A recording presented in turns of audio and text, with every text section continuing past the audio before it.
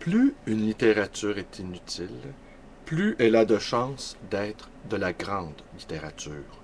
Bonjour et bienvenue dans ma bibliothèque. Nous sommes à Montréal et on est le 27 janvier 2012.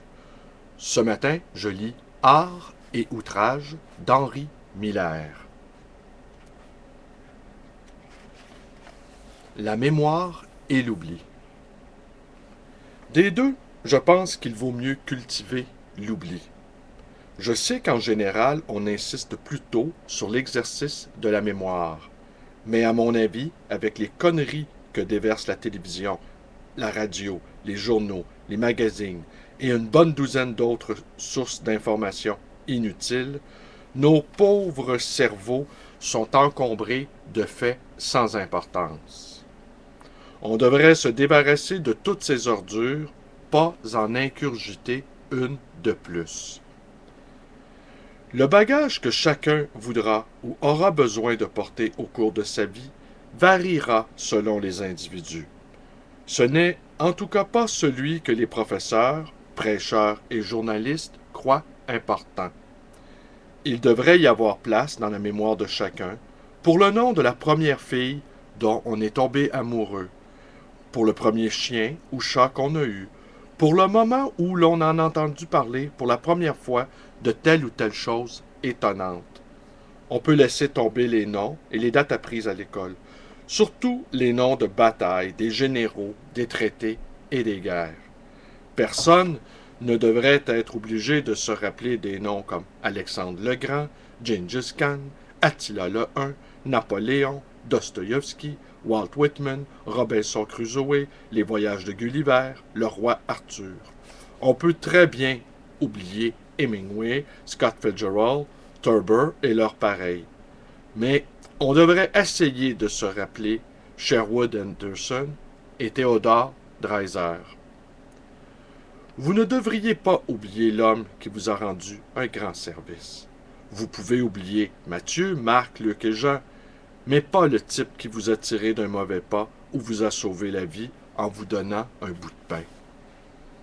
Pour ma part, comme je l'ai déjà dit à plusieurs reprises, je n'ai jamais oublié mes idoles d'enfant, celles que j'ai connues entre l'âge de 5 et 10 ans.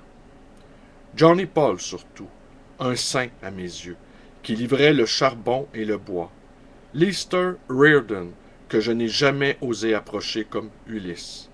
Eddie Carney, un véritable héros, etc. Le pasteur, avec son fouet à la main, reste lui aussi gravé dans ma mémoire, mais comme l'incarnation du diable. Et j'ai bien l'intention de ne jamais oublier cet enfant de salaud. Une femme telle qu'Emma Goodman restera toujours dans ma mémoire comme le professeur idéal, exemplaire. Après les gens et les personnalités viennent les livres et leurs auteurs. Ce sont eux qui ont influé ma vie, pas les professeurs et les prêcheurs. Ceux qui ont lu Dostoïevski savent de quoi je parle. Mais avant de m'étendre sur ce sujet, j'aimerais revenir à ceux qu'il est important d'avoir toujours présent à l'esprit. Ce sont les petites gens, les inconnus, les anonymes, ceux qui empêchent la planète de partir en morceaux, ceux auxquels sont demandés les sacrifices les plus terribles, les plus grands. On a tendance à les oublier un peu trop facilement. Les noms des grands escrocs, en revanche, des criminels de guerre, des assassins à grande échelle, on en est saturé. Point n'est besoin de se rappeler le président ou les ex-présidents, ou encore moins les vice-présidents. On peut aussi mettre tous les sénateurs au rencard. En fait, tous les politiciens qu'on n'a jamais connus. Ils ne font que poser des problèmes et voler d'incalculables millions de dollars aux pauvres. Même chose pour les grands sportifs, bien que pour ma part, je sois incapable d'oublier Jack Johnson et Mohamed Ali. Nous sommes tous le jouet d'oubli volontaire ou involontaire. Cultivez les oublis volontaires. Si vous oubliez des choses qu'il est important de se rappeler, ne vous en faites pas. Il y a toujours des bibliothèques partout, bourrées de millions de livres, pour la plupart sans intérêt. Quant aux inventions, événements et autres faits marquants, N'essayez pas de vous en souvenir. Cessez de lire vos quotidiens. N'achetez pas les magazines grand public, ni quoi que ce soit de grand public. Ne visez que l'ésotérique, le mystique, l'incertain. Croyez de tout votre cœur. Si vous avez la foi en quoi que ce soit, votre âme restera pure. N'ayez pas peur de vénérer des héros. Rappelez-vous le livre de Carlyle, Heroes and Hero Worship. Ne lisez pas la littérature de gare.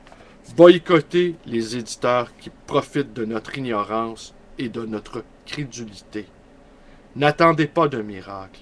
Le miracle, c'est vous. Libérez-vous des gourous, sauveurs et guérisseurs de tout ordre. Soyez votre propre sauveur. Surtout, ne prêtez aucune attention à la publicité, qu'elle soit dans les journaux, les magazines ou sur les murs. Résistez à tous les slogans. Fuyez tous les charlatans, tous les brasseurs d'affaires. Ne faites pas l'effort de vous rappeler quoi que ce soit. Rappelez-vous, c'est tout. Souvenez-vous de vous rappeler. Rappelez-vous à tout moment qui vous êtes et ce que vous êtes. Ne vous affiliez à aucune association. N'avalez pas toutes les conneries qu'on vous sert, même venant de Billy Graham. Ne lisez que ce que vous avez envie de lire, même si c'est considéré comme dépassé ou inutile. Plus une littérature est inutile, plus elle a de chances d'être de la grande littérature. Les poètes, au sens propre du terme, n'écrivent pas dans le but de faire la une des journaux. Ce sont généralement les scribouillards, et je n'ai pas besoin de dire des noms, qui raflent tout. Si vous trouvez un livre merveilleux, faites-le connaître à vos amis et copains. Le bouche à oreille est la meilleure recommandation qui soit, la plus solide.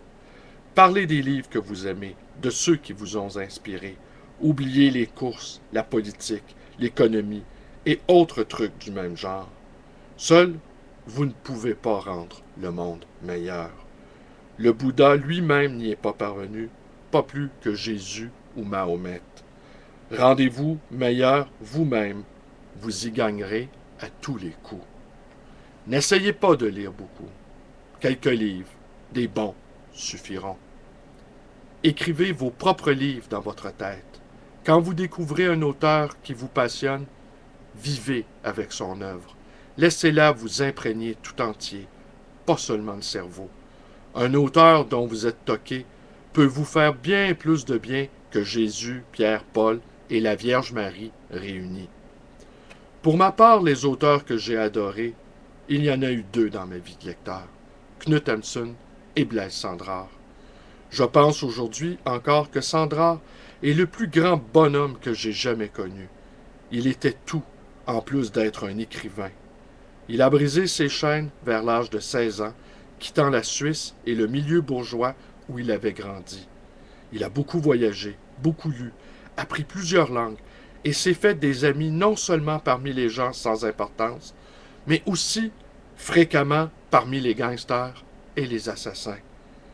C'est aujourd'hui encore mon héros, mon idole.